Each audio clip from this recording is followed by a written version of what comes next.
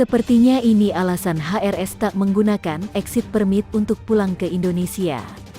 Membaca tulisan penulis Sewot Ninanor yang berjudul Dubes Agus Miftah bongkar telak omong besar Rizik, saya tergelitik untuk menambahkan beberapa kemungkinan yang menyebabkan Habib Rizik Syihab mentoyibkan diri alias tidak pulang-pulang hingga sekarang. Ninanor menuliskan bahwa menurut keterangan yang disampaikan oleh Duta Besar Indonesia untuk Arab Saudi, Bapak Agus Miftah, sebenarnya Rizik Syihab itu sudah pernah mendapatkan exit permit atau bayan safar pada tanggal 2 Desember tahun 2018, tapi tidak digunakan untuk terbang ke Indonesia. Pertanyaannya, mengapa tidak digunakan untuk terbang ke Indonesia? Dan sesuai dengan judul dari tulisan, Ninanor hanya menyampaikan informasi keterangan yang diberikan oleh Duta Besar Indonesia, dan di sini saya ingin melanjutkan apa yang sudah ditulis oleh Ninanor tentang exit permit dulu. Saya diceritakan seorang teman yang pulang ke Indonesia setelah belasan tahun dia tinggal secara ilegal di Switzerland atau biasa kita sebut Swiss. Dia menceritakan proses kepulangan ke Indonesia yang bisa dilakukan setelah dia mendapatkan exit permit dari pemerintah Swiss. Keputusan untuk pulang diambil karena dia sudah tua atau mungkin tabungannya dirasa sudah cukup untuk mengcover masa tua dia. Awalnya,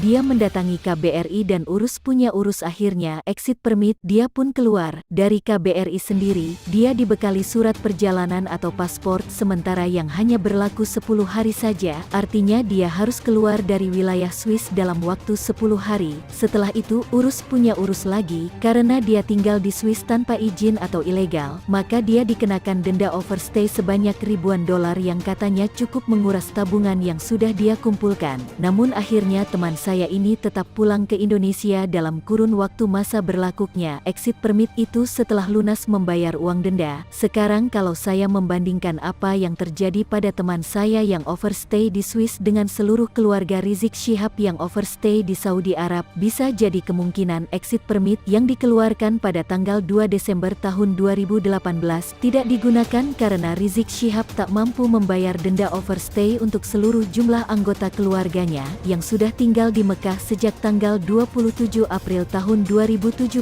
atau lebih dari 1 tahun. Kalau dikatakan denda yang harus dibayar per orang itu sebesar 5.000 dolar Amerika Serikat untuk 11 orang berarti 55.000 dolar Amerika Serikat. Secara logika, uang sejumlah 55.000 dolar Amerika Serikat untuk seorang Rizik Syihab kecil, bukankah? Selama dia di Mekah, banyak pejabat dan pengusaha datang mengunjunginya, minta saja pada mereka untuk urunan, itu baru perkiraan jumlah yang harus dibayar untuk bisa keluar dari Arab Saudi. Bagaimana dengan tiket pesawat dan lain-lain? Mungkin Rizik Syihab memerlukan uang tambahan. Harga tiket pesawat dikalikan 11 orang, jika harga tiket pesawat ekonomi seharga 1.500 dolar Amerika Serikat, berarti Rizik memerlukan 18.000 dolar Amerika Serikat tambahan. Jumlah perkiraan uang yang harus disediakan untuk bisa keluar dari Arab Saudi sebesar 73.000 dolar Amerika Serikat itu 1 miliar rupiah lebih sedikit. Duh, kecil, beneran kecil buat sosok sebesar Rizik Syihab. Kok bisa gak terbayar dan surat exit permit itu jadi kadaluarsa? Atau bisa jadi exit permit itu hanya dikeluarkan atas nama Rizik Syihab saja, sementara untuk istri, anak, menantu dan cucunya exit permit itu tidak dikeluarkan, dan Rizik tidak mau meninggalkan keluarganya di Mekah. Itu juga bisa jadi prinsip mangan orang mangan sing penting kumpul sepertinya menjadi pegangan, apalagi kasus chat pornonya dia sudah di SP3 kan pada bulan Juni tahun 2018.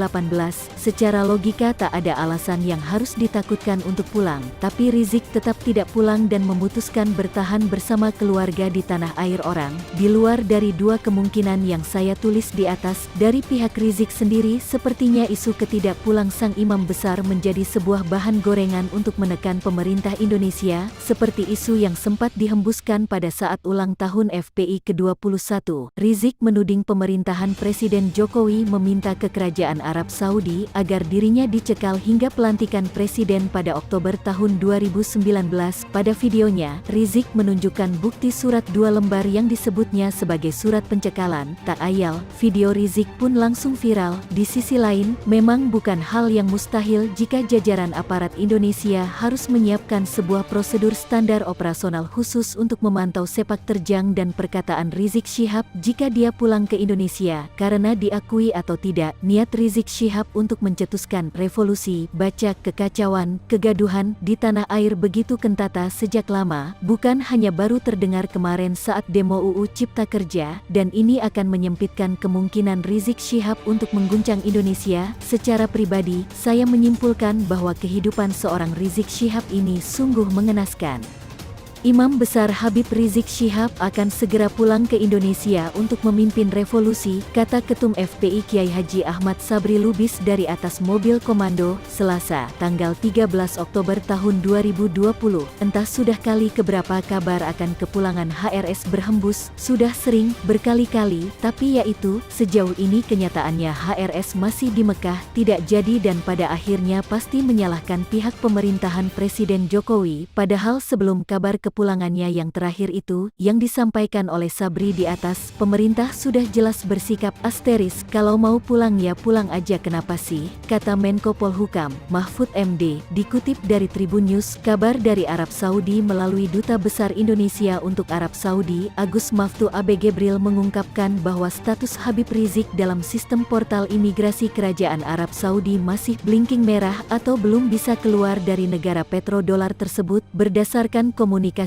kami dengan pemerintah Kerajaan Arab Saudi, bahwa sampai detik ini nama Muhammad Rizik Syihab, MRS, dalam sistem portal imigrasi Kerajaan Arab Saudi masih blinking merah sama dengan belum bisa keluar Saudi, kata Agus pada Detikcom. Seperti yang sudah disinggung sebelumnya, pada akhirnya Dubes Agus malah dianggap sebagai penghambat kepulangan HRS, bahkan disebut sebagai agen BIN. Luar biasa, sebagai awam, sebenarnya ada HRS atau tidak itu tidak ngefek, ada dia atau tidak, politik Indonesia tetap saja berisik, dan kalau memang HRS ingin pulang, ya pulang saja, jangan kebanyakan drama. Kalau masih mengaku sebagai WNI, ya pihak HRS secara resmi sebaiknya harus berkonsultasi dengan pihak KBRI di sana, agar pemerintah bisa hadir. Agar bisa hadir, tentu saja harus ada permohonan dari yang sedang bermasalah, tidak usah gengsi-gengsian, percayalah, sebagai sesama anak bangsa, HRS pasti akan ditolong. Kita harus percaya pada kemampuan pihak KBRI, karena yang sudah diproses secara hukum saja, dengan profesionalismenya tak terhitung berapa TKI terpidana yang berhasil bebas dan dipulangkan, apalagi soal HRS yang sepertinya hanya masalah denda. Indonesia jelas tidak miskin-miskin amat. Selanjutnya, bila benar HRS bisa pulang atas bantuan KBRI, akan banyak hal yang bisa dijelaskan dan menjadi terang benderang, menjadi nyata menghilangkan sisi dramatisasi dalam permainan korban versus dizalimi. Iya, selama ini seakan HRS bermain sebagai korban dan pemerintahan Presiden Jokowi sebagai pihak yang zalim, padahal tidak ada bukti sama sekali. HRS ke Saudi atas kemauannya sendiri, HRS banyak kegiatan dengan politisi di sana dan bergimik politik juga atas kemauannya sendiri. Tidak terlihat campur tangan pihak pemerintah atau Presiden Jokowi, yang ada adalah tidak elok berpolitik di tanah suci, di wilayah kedaulatan sebuah negara yang berhubungan baik. Sepertinya HRS telah menginjak kehormatan Kerajaan Saudi Arabia.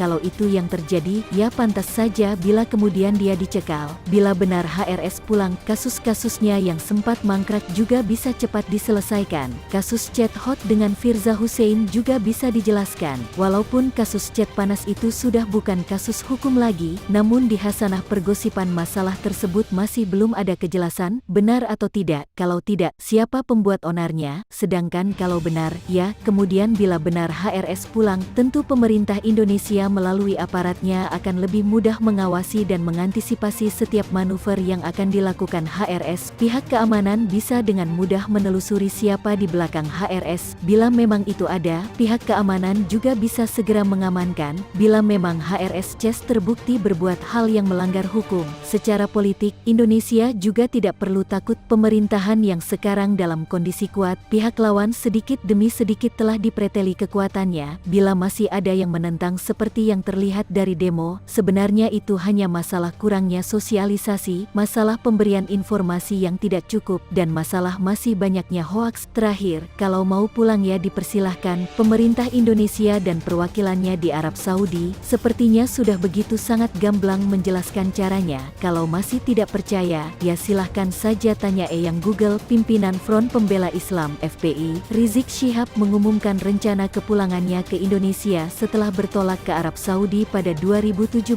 Pengumuman tersebut disampaikannya melalui kanal YouTube Front TV, Rabu, tanggal 4 November tahun 2020. Insya Allah saya dan keluarga hari Senin tanggal 9 November tahun 2020 pukul 19.30 waktu Saudi akan terbang dari Bandara Kota Jeddah dengan pesawat Saudia Airlines, nomor penerbangan SV816, terbang dari Kota Jeddah menuju Jakarta langsung, ujar Rizik yang didampingi para pengurus FPI. Adapun Rizik akan tiba di Indonesia pada tanggal 10 November tahun 2020 melalui Terminal 3 Bandara Soekarno-Hatta, Tangerang, Banten. Rizik pulang ke tanah air tak seorang diri, ia pulang beserta keluarganya.